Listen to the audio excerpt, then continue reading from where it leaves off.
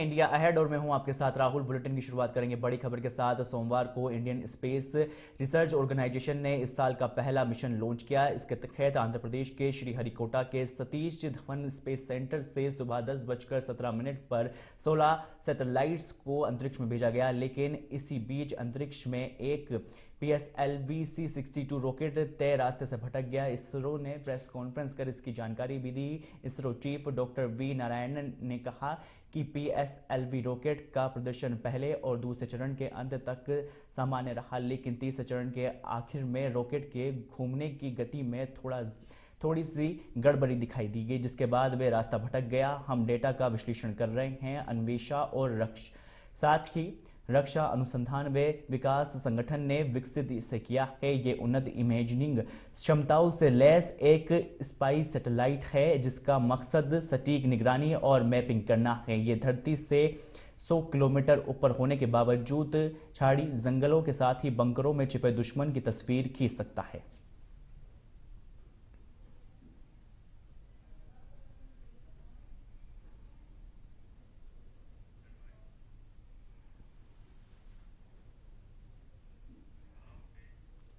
चलिए अब अगली खबर का रुख करते हैं। सीकरी क्षेत्र के पीपराका बाश और हरिजन मोहल्ला में आज सुबह गृह राज्य मंत्री जवाहर सिंह बेडम ने आमजन से सीधे संवाद किया। उन्होंने मोहल्ले का भ्रमण कर बिजली आपूर्ति, पेयजल व्यवस्था और सड़क निर्माण के साथ ही साफ सफाई और अन्य मूलभूत सुविधाओं से जुड़े मुद्दों को ध्यानपूर्वक सुना। जनसंवाद के दौरान मंत्री ने मौके पर अधिकारियों को आवश्यक दिशा निर्देश भी दिए और आश्वस्त किया कि प्रत्येक समस्या का समयबद्ध और प्राथमिकता के आधार पर निस्तारण किया जाएगा। मंत्री बेडम ने कहा कि सरकार का उद्देश्य विकास कार्य केवल कागजों तक सीमित ना रखे, बल्कि उनका लाभ सीधे जनता तक पहुंचे। उनके दौरे से क्षेत्र में सकारात्मक संदेश गया और लोगों ने खुले मन से अपनी समस्याएं साझा की।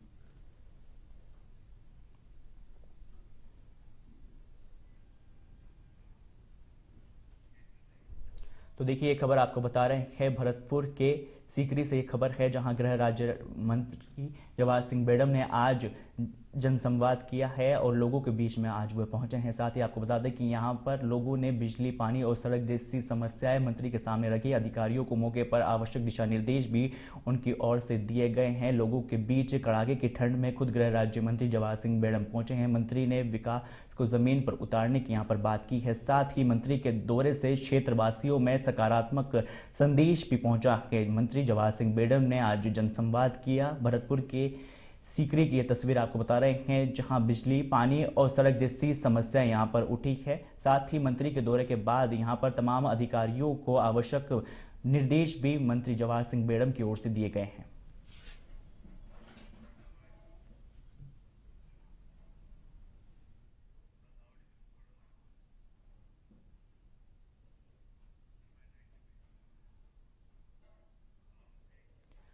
चलिए अब अगली खबर का रुख करते हैं। धौलपुर में कांग्रेस की ओर से विरोध प्रदर्शन और उपवास कार्यक्रम आयोजित किया गया। साथ ही आपको बता दें कि शहर के गांधी पार्क में बड़ी संख्या में कांग्रेस कार्यकर्ता एकत्रित हुए, जहां महात्मा गांधी की प्रतिमा के सामने शांतिपूर्ण उपवास भी रखा गया। साथ ही कार्यक्रम का नेतृत्व जिला अध्यक्ष संजय जाटव ने किया और कांग्रेस नेताओं ने केंद्र सरकार पर मनरेगा जैसी जन कल्याणकारी योजना के नाम और स्वरूप के अंदर बदलाव करने के उद्देश्य से और उसे कमजोर करने का यहां पर आरोप भी लगाया। संजय जाटव ने कहा कि मनरेगा गरीबों, मजदूरों और ग्रामीण परिवारों की जीवन रेखा है। साथ ही इससे करोड़ों लोगों को रोजगार मिला है। उन्होंने चेतावनी दी है कि योजना से छेड़छाड़ बर्दाश्त नहीं की जाएगी और जरूरत पड़ी तो आंदोलन और तेज किया जाएगा। उपवास कार्यक्रम में पूर्व जिला अध्यक्ष दुर्गादास शास्त्री के साथ ही राजस्थान उद्योग व व्यापार प्रकोष्ठ के जिला अध्यक्ष ऋषि मित्तल और कार्यकर्ता इस दौरान मौजूद रहे। सभी ने गांधी जी के सिद्धांतों पर चलते हुए अहिंसा तरीके से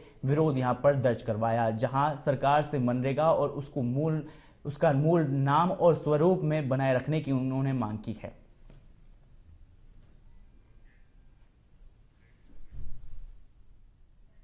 मोदी जी, आपसे निवेदन करते हैं कि वापस मनरेगा एक्ट जो मूल रूप था उसको लागू किया जाए, अन्यथा बीबी राम जी से किसी भी देश के गरीब तबके के मजदूर व्यक्ति का भला नहीं होने वाला है। आप इसको बदलिए और जो मूल रूप है नरेगा का, मनरेगा का, जिसमें महात्मा गांधी जिन्हें हम राष्ट्रपिता कहते हैं, जिसमें अहिंसा के पुजारी हैं, और हमारे देश और राष्ट्र की आत्मा बस्ती है उसको मूल रूप में वापस करके करें, और यही हमारी आपसे विनती है।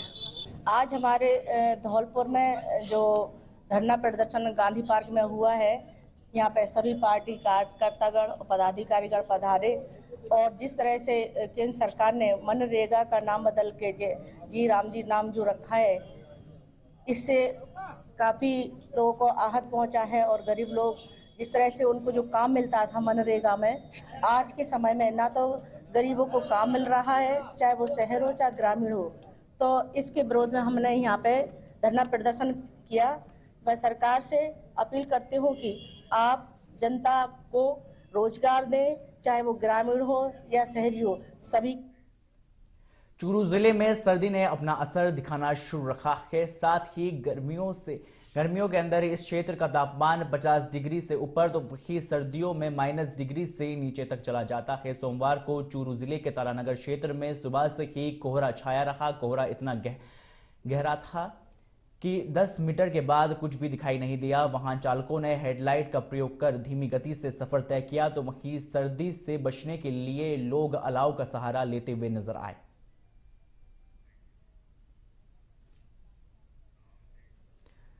चलिए अब अगली खबर का रुख करते हैं। अजमेर के नसीराबाद में राष्ट्रीय राजमार्ग 48 पर एचपी गैस प्लांट के पास तेज रफ्तार से आ रहे अज्ञात वाहन ने बाइक सवार युवक को जोरदार टक्कर मार दी। टक्कर के बाद वाहन चालक मौके पर से फरार हो गया। प्रत्यक्षदर्शियों के अनुसार युवक सामान्य गति से जा रहा था, तभी पीछे से अज्ञात वाहन ने उसे टक्कर मार दी। हादसे के बाद बाइक क्षतिग्रस्त हो गई है और युवक सड़क पर गिर गया, जिसके बाद उसके पैर में गंभीर फ्रैक्चर हो गया है। मौके पर मौजूद राहगीरों ने 108 एम्बुलेंस को सूचना दी, जिसके बाद उसे अस्पताल पहुंचाया गया। फिलहाल उसकी हालत स्थिर बताई जा रही है। हमारे पास 108 पे कॉल आया कि भाई एचपी गैस प्लांट यहाँ पे एक्सीडेंट हुआ है, तो हम वहाँ से तुरंत आके उसको उठाया और नसीराबाद सीएससी हॉस्पिटल के अंदर छोड़ा। तो उनका पाँव फ्रैक्चर था और गाड़ी प्लेट ना थी, जिसके नंबर भी नहीं थे, आगे पीछे नंबर प्लेट नहीं थी, और जिसने एक्सीडेंट किया था वो गाड़ी भी वहाँ नहीं मिली, ये बीच रोड पे मिला था। क्या कोई अज्ञात वाहन था? अज्ञात वाहन सर टक्कर देके भग गया, अज्ञात वाहन था। अच्छा, किस जगह का मामला है ये? HP gas plant. खबर पाली के सुमेरपुर से है। सांडेराव 4 लेन हाईवे संख्या 162 पर अंबिका पेट्रोल पंप के पास सोमवार अलसुबह भीषण सड़क हादसा हो गया, जहां पर तेज रफ्तार और साथ ही लापरवाही से चल रही एक निजी बस ने आगे चल रहे ट्रेलर को पीछे से जोरदार टक्कर मार दी, जिससे बस का अगला हिस्सा बुरी तरह से क्षतिग्रस्त हो गया है। हादसे में बस में सवार एक यात्री की मौके पर मौत हो गई, जबकि कई यात्रियों को हल्की चोटें भी आई है। सूचना मिलते ही सांडेराव थाना पुलिस मौके पर पहुंची और 108 एम्बुलेंस की मदद से बस का इमरजेंसी गेट तोड़कर यात्रियों को सुरक्षित बाहर निकाला गया। साथ ही घायलों को सांडेराव सामुदायिक स्वास्थ्य केंद्र में ले जाया गया, जहां प्राथमिक उपचार के बाद उन्हें छुट्टी दे दी गई है। पुलिस के अनुसार मृतक की पहचान भेरसी राम निवासी पांडुपुरा जिला जालोर के रूप में की गई है, जहां शव को मोर्चरी में रखवाया गया है और पुलिस पूरे मामले की फिलहाल जांच में जुटी हुई है।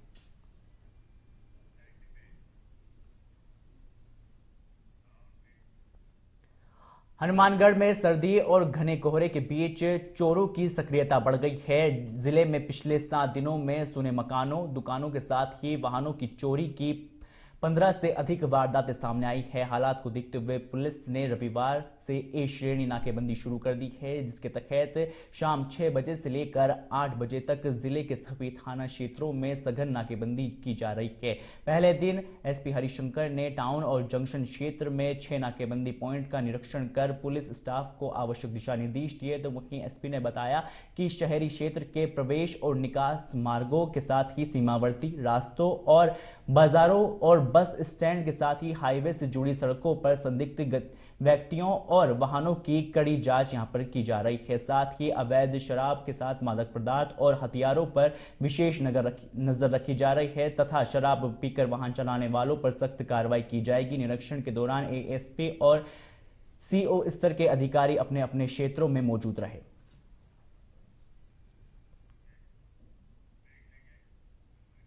कानपुरा कस्बे से रविवार को एक दिल दहलाने वाली घटना सामने आई, जिसने पूरे क्षेत्र को स्तब्ध कर रख दिया है। यहां बीमारी और मानसिक तनाव से जूझ रही एक महिला ने अपनी ही 2 मासूम बच्चों की हत्या कर दी है। आरोपी महिला संजू देवी तेली लंबे समय से पेट में गांठ और मुंह में छालों की बीमारी से पीड़ित थी। बीमारी को लेकर लगातार बने मानसिक तनाव और मौत के भय के चलते महिला ने यह खौफनाक कदम उठाया है। थाना प्रभारी घनश्याम मीणा के अनुसार आरोपी महिला के ससुर प्रभुलाल तेली की ओर से दी गई रिपोर्ट में बताया गया है कि संजू देवी ने टेंट में लगाने वाले लोहे के सरिये और धारदार हथियार से दोनों बच्चों के गले पर ताबड़तोड़ वार किए हैं, जिससे दोनों की मौके पर ही मौत हो गई। घटना के बाद महिला ने आत्महत्या का प्रयास किया, लेकिन समय रहते उसे बचा लिया गया। महिला को पहले मांडलगढ़ चिकित्सालय ले जाया गया, जहां से उसे भीलवाड़ा के महात्मा गांधी जिला चिकित्सालय के लिए रेफर किया गया। फिलहाल महिला का इलाज पुलिस सुरक्षा में जारी है और बेहोश होने के कारण उनके बयान दर्ज नहीं किए जा सके हैं।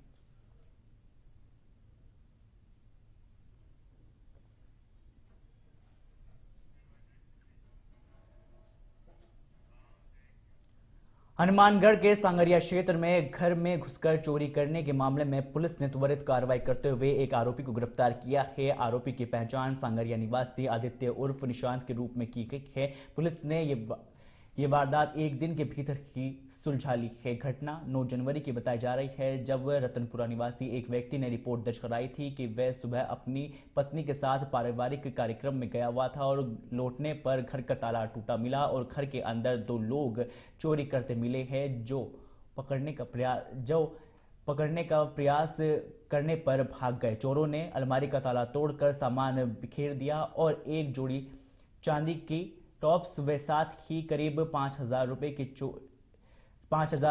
चोरी कर भाग गए। साथ ही मामले के खुलासे के दौरान थानाधिकारी अमर सिंह के नेतृत्व में टीम गठित की गई। सीसीटीवी फुटेज और तकनीकी सूचना के आधार पर आरोपी को चिन्हित किया गया। पूछताछ में आरोपी ने चोरी करना स्वीकारा है, जिसके बाद उसे गिरफ्तार कर लिया है। पुलिस ने आरोपी से चोरी किए गए सामान की बरामदगी और अन्य वारदातों को लेकर भी पूछताछ कर रही है।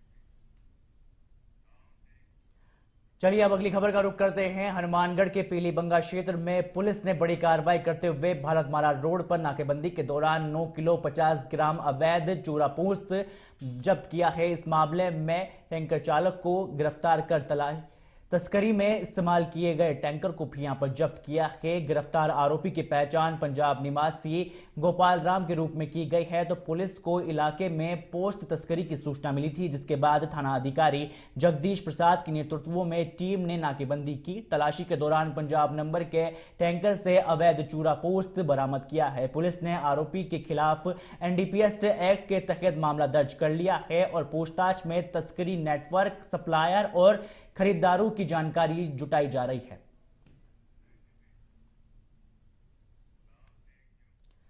सिरोही से बड़ी खबर सामने आ रही है, जहां माउंट आबू रोड मुख्य मार्ग पर एक निजी बस के पिछले टायरों में अचानक आग लग गई। ये बस आबू रोड से माउंट आबू की ओर जा रही थी, हालांकि जिसमें कोई सवारी मौजूद नहीं थी, जबकि बस में निर्माण सामग्री के लिए सीमेंट के ब्लॉक भरे हुए थे। आग लगने की सूचना मिलते ही थाना अधिकारी दलपत सिंह राठौड़ मौके पर पहुंचे। नगर पालिका की दमकल टीम और टोल नाका कर्मियों ने तुरंत आग बुझाने का प्रयास शुरू किया। दमकल की मदद से आग पर काबू पाने का प्रयास जारी है। गनीमत रखी कि समय रहते बड़ा हादसा होते हुए यहां पर टल गया। साथ ही पुलिस पूरे मामले की फिलहाल जांच में जुटी हुई है।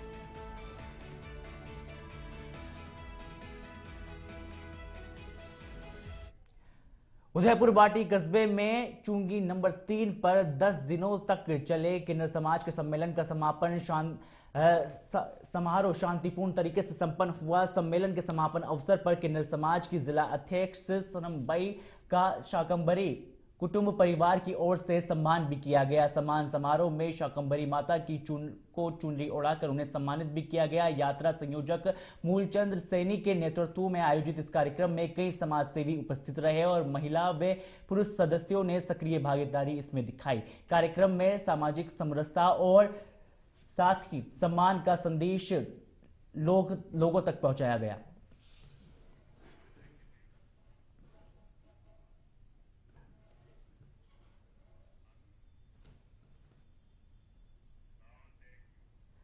प्रदेश में कड़ाके की सर्दी के चलते रेड अलर्ट जारी किया गया है। बर्फीली हवाओं के कारण रेगिस्तानी इलाकों में बर्फ सी जम गई है। साथ ही जैसलमेर, नागौर और सीकर जिलों के कई इलाकों में बर्फ जमी हुई है, तो वहीं घरों में बर्तनों में रखा पानी तक जम गया है। प्रदेश के कई हिस्सों में तापमान जमाव बिंदु से नीचे तक चला गया है। साथ ही सीकर के फतेहपुर में न्यूनतम तापमान -2 डिग्री तक पहुंच गया है, तो वहीं नागौर में -1 डिग्री सेल्सियस तक टेम्परेचर दर्ज किया गया है। सर्दी के कारण जयपुर समेत 11 जिलों में स्कूलों की छुट्टी बढ़ा दी गई है। जयपुर, सीकर, भरतपुर के साथ ही जालोर और नागौर में कक्षा 5 तक, जबकि डीग, हनुमानगढ़, जैसलमेर, दौसा और झुंझुनू के साथ बाड़मेर में कक्षा 8 तक छुट्टियां बढ़ाई गई है। मौसम विभाग ने नागौर और चूरू में शीतलहर का रेड अलर्ट जारी किया है, तो वहीं 5 जिलों में ऑरेंज और कई जिलों में येलो अलर्ट तक जारी किया है। मौसम विभाग के अनुसार सर्दी कुछ दिनों तक और रहेगी और 14 से 15 जनवरी के बाद राहत मिलने की संभावनाएं जताई जा रही है।